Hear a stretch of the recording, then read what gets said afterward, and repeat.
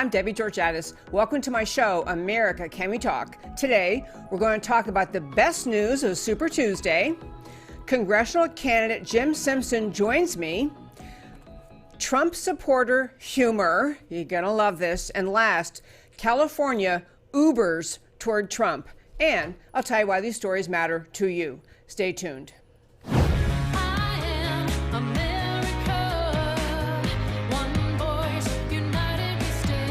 Debbie Georgatos, host of America Can We Talk, is an author, attorney, and political analyst whose mission is to inspire the American political conversation about preserving liberty in the best country on earth. And hello again. Welcome to America Can We Talk and to today's First Five. I'm Debbie Georgatos. All of you likely know, because you follow politics, if you watch this show, that yesterday was Super Tuesday and that, in essence, Joe Biden won a lot of races.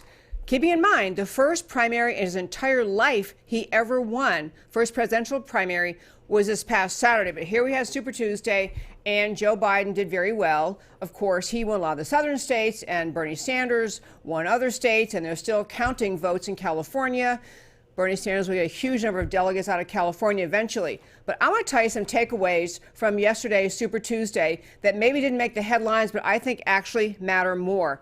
First, before I forget, tomorrow, Thursday on this show, we'll have the Trump campaign chairman for the state of Texas, Lieutenant Governor Dan Patrick, joining us to talk about the Trump strategy in Texas in 2020. But I want to start first about yesterday's Super Tuesday. Number one, I actually congratulate the Democrat primary voting base for a couple of things. One is they really rejected Bloomberg. Mayor Mike Bloomberg, or Mini Mike, as he was called by Trump, thought he could run a campaign in America by paying out millions and millions of his personal fortune to people to present him in campaign ads and television ad buys and internet ad buys. You saw his face everywhere. And the fact is, he didn't care enough about the American people, about the voters he had to persuade, to talk to them in person. He thought he was above it all, too arrogant, too full of himself, too confident that money equals power equals victory. So he ran a campaign all focused on Super Tuesday yesterday and won exactly one race in American Samoa. So he has dropped out. But I really do commend the Democrat voters for saying these are elections where you, candidates, you have to come talk to us. You tell us what you believe in. You let us get a sense of who you are. If the best you can do is spend some of your millions, it won't even make a dent in his personal fortune, to try to persuade us by putting your mug on air, no thank you. Second, congratulations to Democrat primary voters, was Elizabeth Warren having a very poor showing yesterday. Prior to Super Tuesday, she had said she thought that she would likely come in second in a majority of the Super Tuesday races. Instead, she even not only didn't win her home state of Massachusetts, didn't come in second in her home state of Massachusetts, came in third. She basically did very poorly yesterday, and she's now, for the first time, announcing this morning, thinking of pulling out of the race. So we're pretty much down to Bernie Sanders and Joe Biden. But I want to talk to you about other great things that came out of Super Tuesday yesterday. Number one, even though there's no serious contender for the GOP primary, we had three people, I think it was, and it's down. I don't even know who's still in, but obviously President Trump is a GOP nominee for president again in 2020, meaning that in many places, there's really no reason to go vote, to show up. It's not like you're choosing between two viable candidates. But listen to the numbers Trump got yesterday in a primary where he didn't even have to be there. Number one, record-breaking vote counts all over the place. Vermont and Minnesota. Trump's vote totals, listen to this, Trump's vote totals beat every past incumbent's total in the last 4 decades. Last 4 decades. I have a point I'm making about this in just a moment. In Maine, the president's vote total bested every primary candidate's total since before President Ronald Reagan. In Massachusetts, story was similar. Trump aggregating a higher vote total than the past incumbent Republicans since before Reagan, even in deeply blue California. 82% of precincts reporting Trump got at least 1.4 million votes. The point is, Trump supporters showed up in blue states, in red states, in purple states, they showed up to support President Trump, to cast a vote for him, meaning that despite the left-wing effort to tell America that Trump is deeply unpopular, and the media people trying to tell you all the time that America is so embarrassed by the president, the simple fact is voters in America love Trump. Republican voters, they're grateful for him. Showing up on primary day to vote for him is a message: I support him. I support what he is doing. It also is a reflection of the numbers that we've reported periodically on this show about the number of people, the composition of people who come to Trump rallies. Many Trump rally people attending Trump rallies are people who never voted before or who voted Democrat in 2016. So Trump on a roll. He was a great victor in yesterday's primaries, which I thought was a fabulous thing. And the other thing I want to report on relates to California. And I got to tell you, folks, these are really, really exciting things in California. So in the state of California, they have what they call jungle primaries. That basically means everyone who wants to run for some seat, whether it say it's president, everyone who wants to run shows up, puts their name in the ballot. And unlike in other states where we have primaries, where you have, for example, like in the great state of Texas, after our show yesterday, I went and worked at one of the voting locations because we had our voting here yesterday in Texas. You have to choose when you show up to vote in Texas. Do you want the Democrat primary ballot or the Republican primary ballot? That is true in virtually every state except California. Maybe a few other exceptions, but I don't think so. In California, you get a bunch of people on the ballot, and everybody shows up and everyone votes the ballot. You don't get to vote the Democrat or Republican ballot. So the end game is, the outcome of that is that when you have the vote tallies, quite often in major races, you have a Democrat who got the most votes, but if he or she didn't get 50%, then they have a runoff. But it's not a runoff between the two top vote getters of the Republican Party or the two top voters of the Democrat Party. It's just the two top vote getters in any primary. Meaning in California, so heavily Democratic, that mostly what happens is even when runoffs have to happen, all the voters have to choose from, because it's such a Democrat-heavy population, is two Democrats. And so, even if you showed up on election day and you were excited to vote in a primary for some Republican, most likely when it gets to the runoff, the two highest vote getters are two Democrats. It was something Democrats put in place to simply increasingly cement their power in California. But a great thing happened yesterday. Great thing. California has, if you didn't know, 54 congressional seats. You obviously, I believe, know that in the U.S. House of Representatives, the members of Congress, not the Senate, but the Congress, every person who serves there is up for re-election every 2 years. So it's everyone's in Congress is up for re-election. California has 54 congressional seats. And even with jungle primaries, their choice, their method to cement Democrat power in California, there are 9 Democrat seats currently held by a Democrat, where a Democrat sits in Washington representing that district. 9 Democratic seats can clearly be flipped by a Republican, meaning their jungle primary resulted in a Democrat and a Republican. Finally, in 9 different congressional seats, very likely, given all the math, that we could have 9 or up to 9 seats flipped from Democrat to Republican, and another Republican seat that appeared to be in jeopardy after yesterday appears not to be in jeopardy. All the details are in this article. I urge you to go to our website, americacanwetalk.org. On the homepage, under shows, the drop down says list of links. You can read this story. It could just make you smile, because in California, we may just have a Republican rebirth or re-energy. I don't want to go so far as saying that maybe we get Republican victory in the presidential race in 2020, but we have a resurgence of Republican power in California. Last thing I'll mention, before we turn to our guest, I want to mention that you hear so often on our show about Alexandria Ocasio-Cortez, and she is the first-term representative of a district in New York. She's in Congress, and she is one of the squad. She is an outspoken Democrat, socialist, radical, pushy, obnoxious, left-wing Democrat socialist, and she tried in this campaign cycle, she and her left-wing allies at Justice Democrats put up for nomination. They actually worked, a first-term Democrat member of Congress worked to put more left-wing, to put candidates on the ballot who are more left-wing than a sitting Democrat incumbent.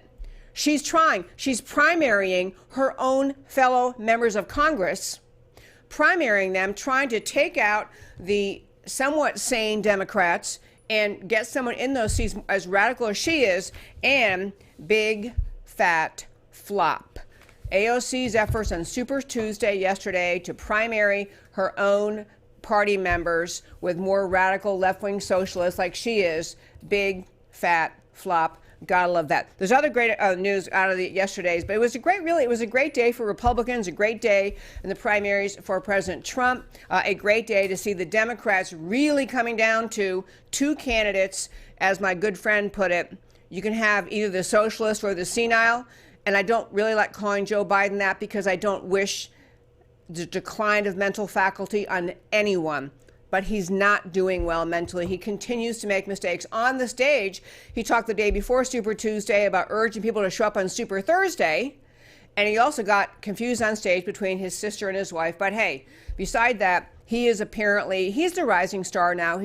All the odd makers have changed their ideas about who's going to win the Democrat primary. But I think the one takeaway in wrapping up today's first five, the one takeaway I like the best out of yesterday's Super Tuesday is that there is tremendous energy on the Republican side, on the conservative side, to send a message to Washington, a message to America. We like the track we're on. We like what President Trump is doing. We're on track with him, and we're going to come out and vote for him, even when he's not challenged by anyone who could possibly beat him. And you have the Democrats now having to face their schizophrenia between, are they really the Democrat Party, the allegedly establishment party that Biden supposedly represents, or are they the Bernie Sanders radical leftists who, by the way, has a massive amount of support from young American voters? Democrat Party leaders, despite denials to the otherwise, they are wringing their hands over this one. And that, my friends, is today's first five. A little longer than five, but hey. So now we have a congressional candidate joining us. He's actually joined me on the show a couple of other times, and he is joining us by phone today or by Skype, so we'll get to see him in a moment. His name is Jim Simpson, and he's running for Congress in Maryland. So they did not have their primary yesterday. Their primary is coming up on April 28th, but he's running for Congress in a district where a Democrat currently holds that seat, and this is a guy I have talked with you about before. I'm excited to have him join us. Very quickly, I'll tell you, he's a widely published author and journalist. You can read a lot of his pieces on American Thinker, one of my favorite conservative websites, AmericanThinker.com. He's been writing and speaking for a long time on behalf of America. He actually first worked in the White House Office of Management and Budget, where he served on the director's personal economic staff and later as a budget analyst under Presidents Reagan, H.W. Bush, and Clinton. We'll forgive him the Clinton part, but yes, he worked in the White House. And he also is the author of a book, and the reason we've had him on the show before, author of the book, The Red-Green Axis, an existential threat to America and the world. It's a fabulous book that I want to encourage you to buy. But let us see if we have Jim Simpson ready to talk. There you are. Hello, sir. Hey, Deb. Great to be with you. Great to have you. I'm so glad you're running. So I have to tell you, you must have enjoyed watching all the Super Tuesday races yesterday. But I want to start with your race. You're running for Congress in Maryland. And I'm going to guess it's probably a plus something Democrat district. You don't have to say, but what is the plus 11? Okay, that's a bad number. But anyway, so I want to ask you, though, in this era where you've been so politically active for so many years, and you write and you speak and you write columns, but you're stepping up and running for Congress. So why are you doing that? Well, because, all of the markers are there for this election. First of all, I believe it's probably the most consequential election, definitely in this century, perhaps in our nation's history, because it will determine the direction that we take for the next 4 years at least, and perhaps further. We could continue on the path that the Democrats have tried to chart for us which will take us on the slow slide down to socialism and ultimately, I believe, communism, or we can continue the resurgence, the rebirth that has been created by President Trump over the past 3 years, despite all of the roadblocks they have continually put up against him. I mean, really, it's pretty amazing what he's been able to do, because honestly, he's done more than most presidents through their entire terms in the last 3 years. And he's done so many things that we've wanted, that we've begged for really decades, and things that have been promised to us, but then never delivered. So I'm just, he has really ignited the passions of this nation. And I loved that report that you gave about California, because to me, that more than anything speaks to the mindset of our nation. And see, the same thing is true here in Maryland. Everybody is really getting exhausted with what the Democrats impose on us every year. I mean, we have a Republican governor who, by the way, has won in my district 2 times in a row with significant margins. But despite that, we have supermajority Democrats in both houses of the state legislature, and they impose taxes. They spend like there's no tomorrow, and the governor can object all he wants, and they just override his vetoes. They put in legislation. There's the U.S. Congress is now, the Nancy Pelosi House has just proposed a New Way Forward Act, which is essentially a No Borders Act. It's open borders writ large. And what happened in Maryland? They put forth numerous bills that do exactly the same thing. And Maryland is beset with one of the highest populations of illegal aliens and one of the highest populations of MS-13 in the nation. And those people are spreading out into the suburbs. They committed a murder last year right in downtown Towson, which is, a very suburban community. Yes, it is. And yeah. It's just outrageous, and everybody's sick of it. People are fleeing the state, just like they're fleeing California. I honestly don't know what possesses the Democrats to believe they could or even should inflict this stuff on us all the time. It's amazing. It is. You remind me of one point I wanted to make in my first 5. I'll quick say it right now. Even if it turns out that Joe Biden wins the nomination, which I don't know what's going to happen. I said yesterday or a couple of days ago, I don't think the Democrats want to let Joe Biden win it. I think they might let him sit in that seat as the presumptive nominee, but they don't want him there because they're worried about his mental acuity. They might put somebody else in. But even if he wins the nomination, and even if he wins the presidency, everyone who is on board with the Trump agenda needs to understand Biden is just playing the role for the party of the establishment, the centrist, the rational. If he's in that White House and he's got the Pelosi Congress and he's got the AOC Congress and he's got Democrats pushing him, he is not going to govern as a moderate. He served as Vice President Obama under Obama, who is not a moderate. Just saying to my listeners, don't draw any comfort from the idea that Biden might win the nomination. But back to you and your race, Jim. So I want to ask you something. I know you talk a lot about immigration. I'm so glad you do. So you talk about the New Way Forward Act, too, which is just basically open the borders and end it all. So what is it the Congress really needs to do to fix the overwhelming immigration problem in America? Do you have a broad idea what you think Congress should do? Well, yeah. I mean, basically, the whole thing needs an overhaul. First of all, we need to complete the wall and put an absolute block on any and all illegal immigration. And, there's a lot of illegal immigration that slips under the rug as legal immigration. For example, temporary protected status. And, there's about 400,000 people in the United States under temporary protected status, which they're given when there is a war or some environmental disaster in their home countries, and they flee here as illegal aliens, and then their country is given temporary protected status, which allows them to operate here legally. And it's supposed to go on for 18 months, but then at the end of 18 months, their temporary status gets renewed for another 12 or another 18 months. And consequently, most of the people under temporary protected status have been here for decades. It's a de facto amnesty. And of course, we have the DACA situation. Most of those people are now in their 20s and 30s. They're not kids, and they don't need to be here any more than any other illegal alien needs to be here. To solve our illegal immigration problem, we need to absolutely ban and enforce any and all welfare to illegals. That includes medical care. We need to absolutely end illegal immigration hiring, and that means enforcing the law against employers who hire illegals.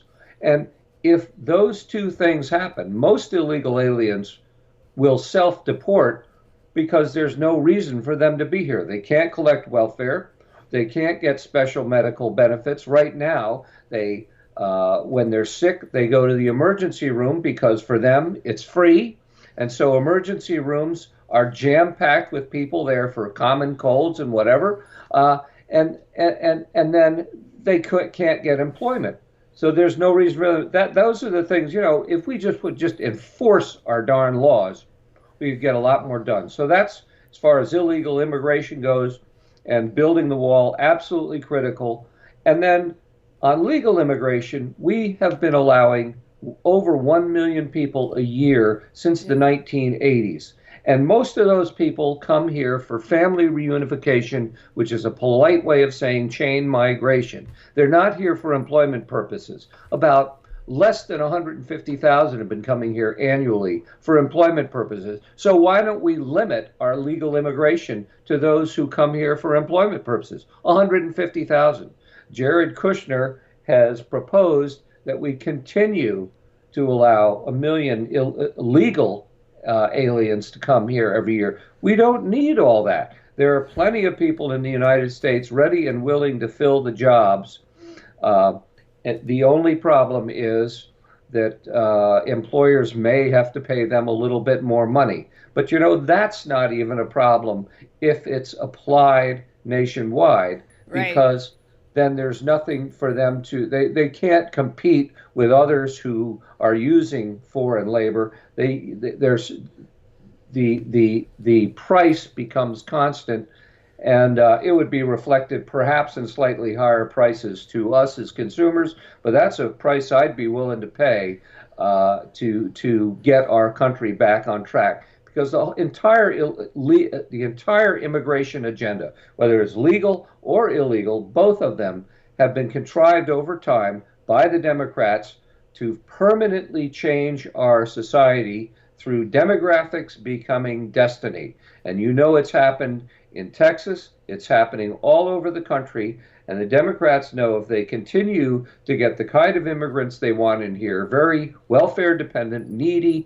third world immigrants, they will continue to expand their voting base to the point where they won't even have to have elections anymore. They'll just win by default, and that will be the end of this country, because those Democrats that want those things are the same Democrats that want what Bernie Sanders want what AOC wants. They want to turn this into a socialist state of the very worst kind, and we have literally no idea how bad this could be. I couldn't agree more. I was going to mention to you, President Trump uses the expression sometimes in speaking about immigration reform, merit-based immigration. And when he first used that term, of course, as the left, the Democrat media mob does on every topic, if there's some way to contort and manipulate it and sound like, oh, well, some people, because of the country they're from, they don't have merit. These are people lacking merit. But his point was very valid. Let's make the criterion upon which we decide who gets immigration, who gets granted a legal right to come here, be based on the merit, on their contribution to our society. So I take it you agree with that.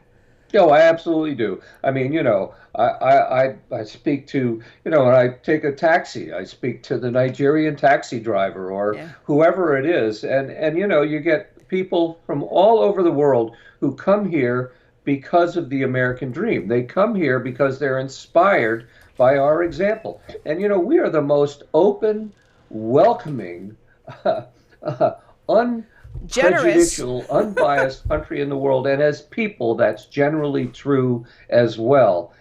But we don't want to be saddled with other nations' problems. And that's what, to a large extent, has happened because, frankly, that's what the Democrats want because that's their voting base. Absolutely true, sir. I'm going to turn to a couple of the topics. So I'm going to let our listeners know about your campaign website. So we're speaking with Jim Simpson, congressional candidate from Maryland, CD2, Congressional District 2. You can find him on Twitter at James M. Simpson.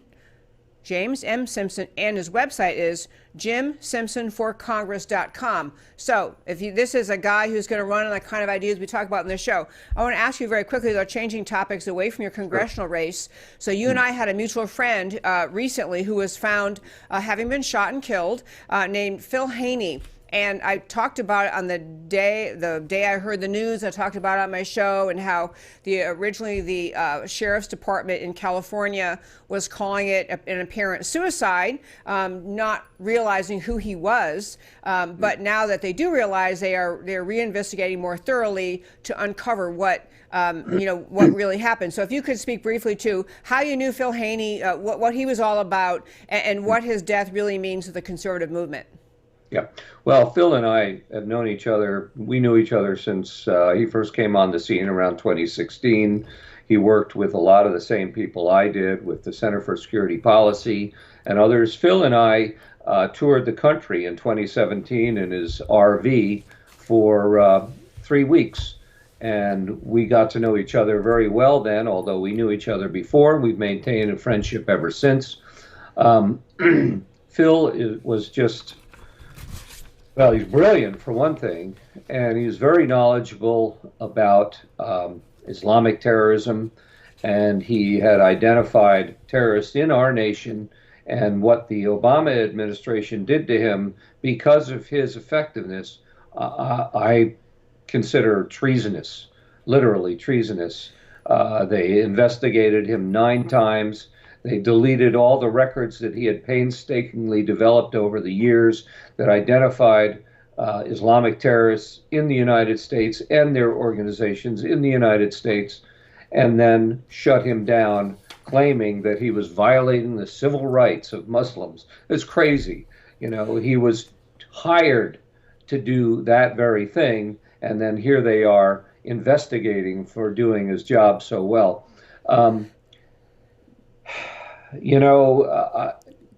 I wrote an article about that at American Thinker shortly after he died, and I spoke with his fiancée. I spoke with a number of people, and nobody who knows him believes that he would have committed suicide. Right. There's a slight chance that that's possible.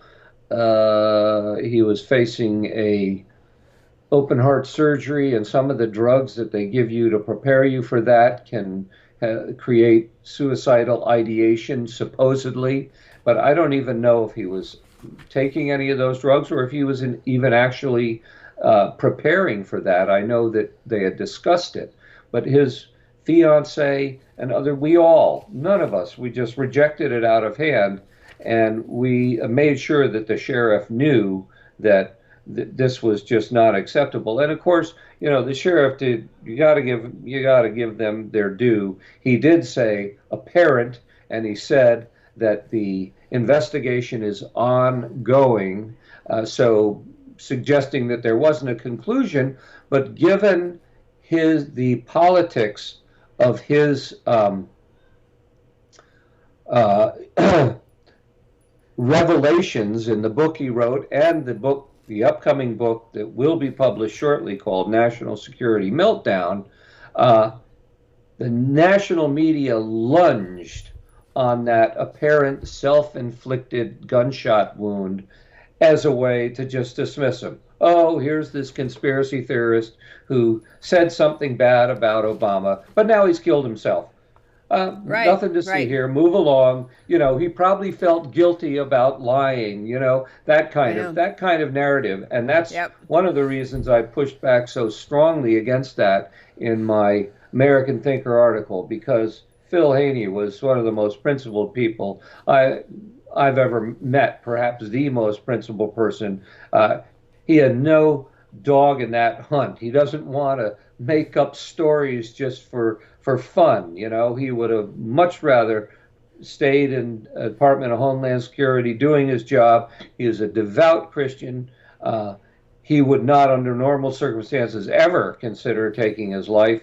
And so there's a lot of questions that really remain unanswered, and I just hope we get to the bottom of it, because that was just a horrible loss for all of us, a loss for the United States. Absolutely was. And for our listeners to remind you, Phil Haney was actually one of the original founders of the Department of Homeland Security. This was formed right after 9/11, a year after 9/11, the effort to pull together resources in Washington that may not have adequately communicated with each other to keep America's homeland strong and safe. He'd been with DHS for years. He was in his job at DHS. He came to uncover how under the Obama administration, more and more Islamist people friendly to the Islamist mission, were becoming active and involved at some level in the Obama administration. And this is what he tried to call attention to the American public about. And he actually, so he was investigated 9 times, to be clear, by the Obama administration, and always and each time completely cleared of wrongdoing. Ultimately had to have his retirement from DHS through a little bit of arm twisting by our wonderful friend, Congressman Louis Gohmert, to even put him in place. Yeah, so to end up with this, so Phil Haney wrote the book, See Something, Say Nothing, basically talking about how, when you speak up, when you see something and then you say something, you're punished. See Something, Say Nothing, great book. And so with that, I have to tell you, Jim Simpson, I'm so glad you're running for Congress. I want to thank you for joining me today. And by the way, your article you mentioned was American Thinker about Phil Haney. That's also up at our website, americacanwetalk.org, on the homepage, under shows, drop down, list of links. You read that article. Great tribute to our good friend Phil Haney. Jim, thank you for joining us. Debbie, thanks so much for having me. Great to be with you. Great to have you, sir. Okay, I want to turn quickly. I asked Matt, I don't usually do things like this in the show because our show is always so serious and substantive, which I value and want it to be. But a friend of my husband sent him this little clip I want to play for you right now. And honestly, every time I play it, I laugh. So I thought I would share it with you. This is a video, a real video of Bernie Sanders giving a speech somewhere, maybe New York City, right by the waterfront. So there's a river going by him and a boat goes by while he's speaking. Take it away, if you can, Matt the Wonderful. Play this little clip of Bernie Sanders trying to speak.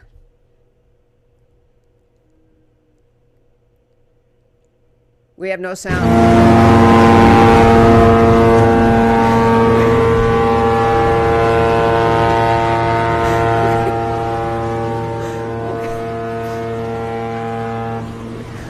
Okay.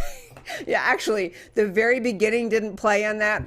Before the boat went by, Bernie Sanders is saying something like, back and blah, blah, blah, so-and-so said something. He's making some big point, and this boat goes by, and I'll tell you why I think it's funny on a serious note. First of all, obviously, somebody who's a supporter of President Trump has a boat and got in the water, knew that Bernie Sanders had this. This is not the Trump campaign doing this, to be clear. This is just some Trump-supporting American. Bernie Sanders trying to give a speech, blah, blah, and this guy goes by with his boat and does a really loud horn. The reason I thought it was actually worthy of showing the show today is I think there are a lot of Americans, even Democrat voters, and some of them who voted for Biden yesterday, who are sick and tired of hearing the attacks on America spewing out of the mouth of Bernie Sanders, AOC, and the other radical leftists in this country who've taken over the Democrat Party. Americans are sick of hearing the denigration of the idea of America, the denigration of freedom and free markets, the denigration of the people of America and their goodness, the denigration of our society, the mocking and ridicule and criticism of America's society and goodness.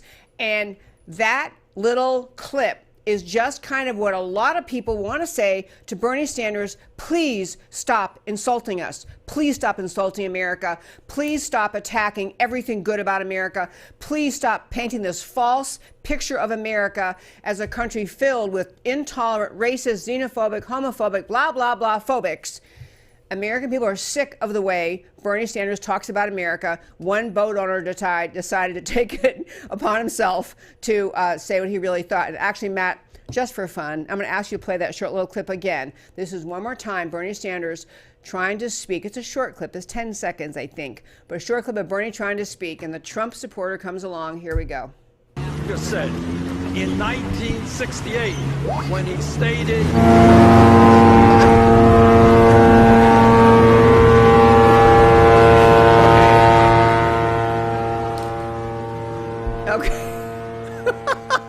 Okay, we'll now return to our regularly scheduled programming and my show, America Can We Talk.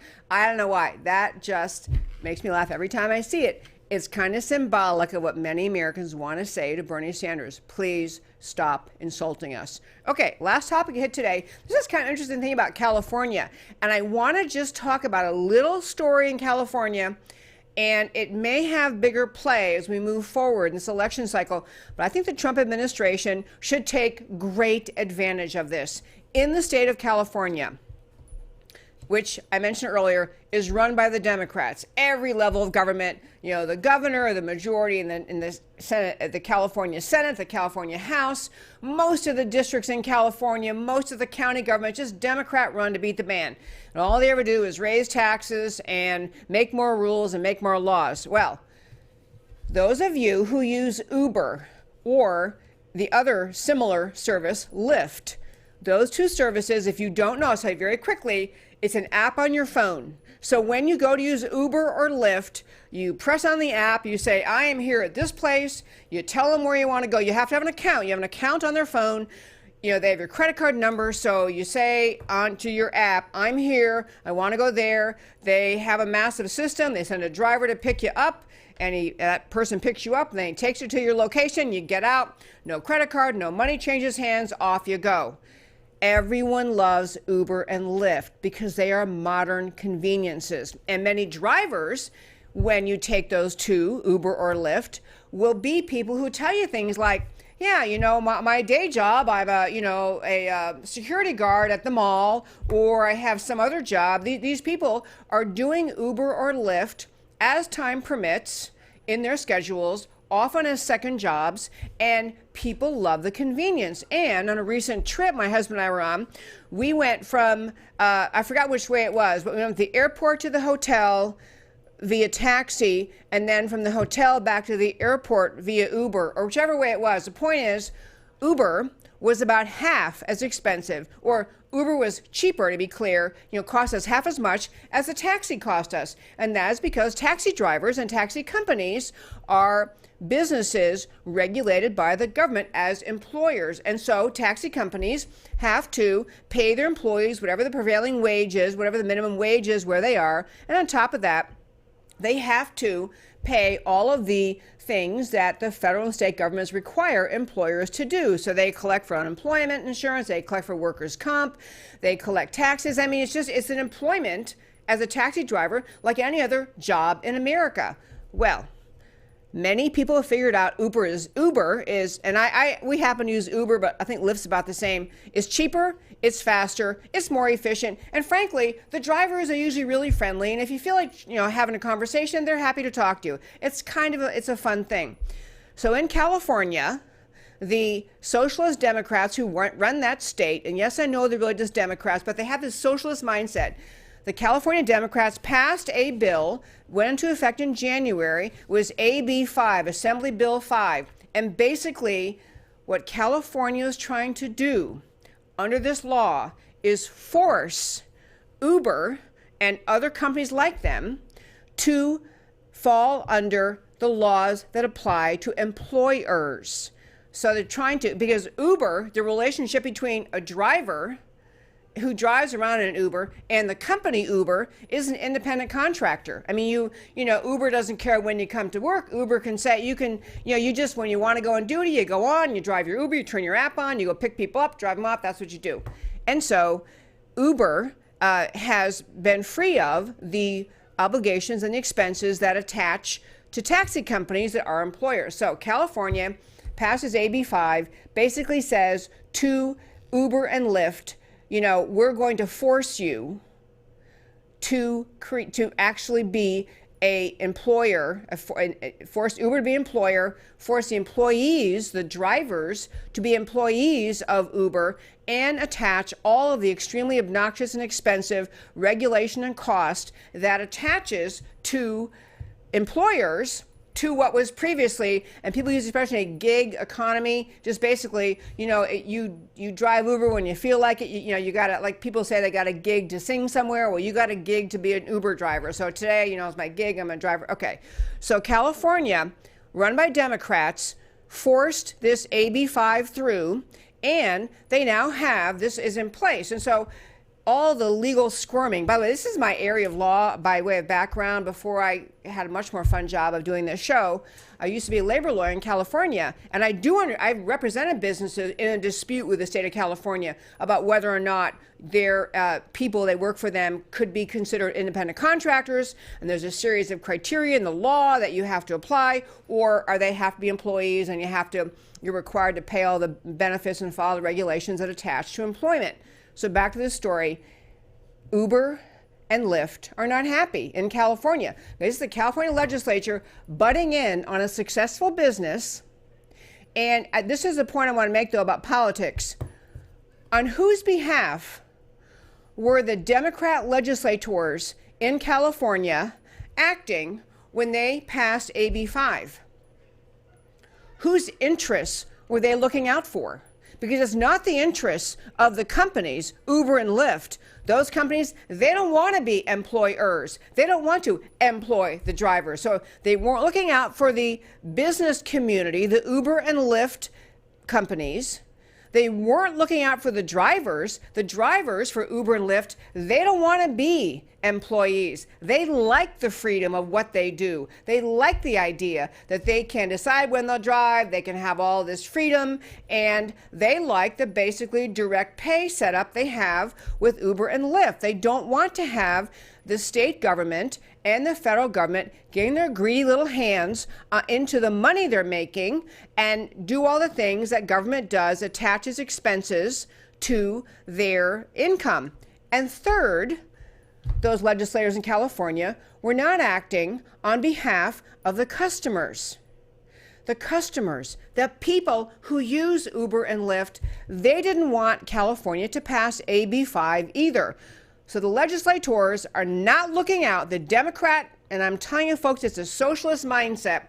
They're not looking out for Uber and Lyft. They're not looking out for the drivers. They're not looking out for the customers. Everybody in that world wants to be left alone. The California legislators, who they're looking out for, number one, you could also call this bill the Taxi Driver Full Employment Act, because they're trying to help the taxi drivers who complain to the legislature, dang, how come these people over here, they don't have to follow our regulations because they're functioning independent contractors, why do we have to? And the answer of a legislator should be to the taxi drivers, then go drive an Uber. Go drive Uber. Why do you have to be why do you have to work for the taxi company? There's a freedom answer a legislator can give to the taxi people complaining about this. And the legislators are simply looking for more ways to get more tax dollars into their revenues and more control over people who like freedom. I have to tell you, this happened in Texas. We had just the left wing center of Texas is in Austin, our capital, very left wing. They're always following left wing idiotic things. And they did this 2 years ago, I think it was, that the city of Austin got complaints, same kind of complaints from taxi drivers. Hey, how come Uber and Lyft are, allowed to do this and we have to be employees? And the way that the Austin City Council, what they passed, they just simply banned Uber and Lyft. I mean, they didn't name them by name, but they banned that kind of business practice. And so college kids at UT Austin, an enormous campus, who are used to Uber, love Uber, had Uber go away. I was down there on a business trip or actually some political trip, and wanted to get an Uber from the hotel to wherever I was going, and I realized, oh yeah, they don't have Uber here anymore. Now, I think maybe Austin fixed that. I meant to look that up before I came here. I think Austin maybe retracted that. I'm not sure. But the point is, in this large election cycle of 2020, what sways voters are things that actually touch them personally. I can go on and on all day about the beauty of free markets and the evil of socialism and all these theoretical ideas, but the common sense on your doorstep, in your wallet, in your life, things that big government leftists do are the kinds of things that help wake people up. Now, I'm not going to go out on a limb here and say that California is going to go Trump. I realize that would be, a bridge too far. But I will say it's a great example of the kind of thing left-wingers in government do. They really don't care about the interests of the people. They don't care about the customers, the drivers, or the companies. They don't care about the welfare of the business. They don't care about keeping people happy. They care about control. They care about collecting taxes. They care about protecting union workers and unionized people and unions that donate money to them. That's who left-wingers care about. So this issue is really brewing in California. One of the legislators who was the one who pushed this bill, I don't have the clip for you, but she pushed this bill through, and she went to some rally where someone was yelling at her and complaining about it and, making a pretty big stink about it.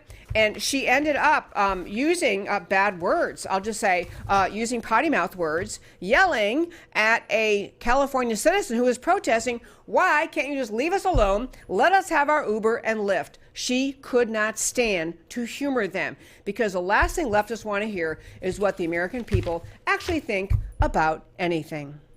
And that, my friends, is America Can We Talk for today. Before I turn to why it matters to you, I'll remind you that tomorrow, Thursday, we have the Trump campaign chairman for the state of Texas, Lieutenant Governor Dan Patrick, joining us on the show tomorrow to talk about the Trump strategy in Texas, in America. Texas is a must-win state, as I'm sure you realize, so that'll be a great show tomorrow. And I also want to urge you, if you enjoy listening to this show, to please go to our website, americacanwetalk.org, and subscribe to our weekly newsletter. You go to the homepage, americacanwetalk.org, hit subscribe, and you will get a weekly newsletter from me. Never share, the email addresses, never share with anyone. The email just has links to the shows, links to the interviews. It's just a way to catch up on the show. If you miss it during the week, you can go through your email on Saturday when you have your day off from work. And you can also use the email to share our show with friends. I'm trying very much. The show is really growing. I'm immensely grateful for that, grateful for every listener. I thank you for listening. And I urge you to share this show too, because I really want to help it grow more and more in this vital election year 2020, where everyone needs to learn more about how to speak up for America. Now, I want to turn to telling you why the stories we talked about today matter to you. So here we have it, my very fine friends. We had the best news of Super Tuesday. In many states, President Trump, running unopposed in a GOP primary, received more votes than all the Democrats combined. I don't even know if I said that one, but that's what happened. Trump got more votes in some states than all the Democrats combined that were on the presidential primary. This is the passion and the unity of happy Trump supporters. There's no comparable energy on the Democrat side. Michael Bloomberg's proud elitism and Warren's dishonesty was rejected by Democrat voters. There's a spirit that we the people still govern, and truth still matters. AOC-backed candidates flopped. AOC, to be clear, she's a media-created star.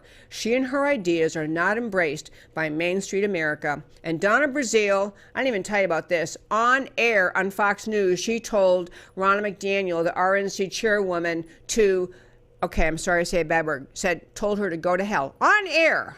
because Ronna McDaniel pointed the Democrats are again pulling strings behind the scenes to make sure the right person wins the primary, which everyone knows they are doing. Donna Brazile, very inappropriate. And then she said, I'm just going to add, she doesn't want everyone else to know how the Democrats operate. On Trump supporter humor and our little clip of the video, I don't have a link for that, but obviously you can find it in the show. Trump supporters drive by boat bullhorn at a Bernie speech. Okay, a little bit rude, but the spirit rocks. Americans are happier than they've been in a long time. MAGA, Make America Great, inspires and resonates. Americans are tired of Bernie's ranting and railing on America. America is a good country filled with good people who are proud of America. Americans love freedom. They don't want socialism. The symbolism of this video is brilliant. And finally, California Ubers to Trump. California's Democrat-controlled government passed AB 5 into law. It guts the gig economy in favor of unions. It destroys Uber, Lyft, and similar business models. For how many workers? How many families? How much income? But neither the drivers, nor the customers, nor the companies wanted this law. It's just a dictate from a ruling class, not a response to public need. Protests against AB 5 so far defiantly dismissed by Democrat lawmakers. Discontent is brewing in California. AB 5 plus the homelessness problem, plus the incredible, disgusting mess San Francisco is. Super Tuesday results, 9 congressional seats primed for flipping from Democrat to GOP with a few more California trips by Trump. Could California be in play in 2020? I don't know about being in play, but I got to tell you, folks, the energy and support of freedom in this country, that is what people are responding to. That is what they love about President Trump. This love America, acknowledge its goodness and its greatness, the love of its freedom, the love of our culture and people is really what radiates from President Trump, radiates around the country, and draws people to be supporting this president. This, my friends, sadly, is the end of our show for today. We are out of time, but thank you so much for listening to America Can We Talk, where I always talk truth about America because America matters. I'll talk to you next time.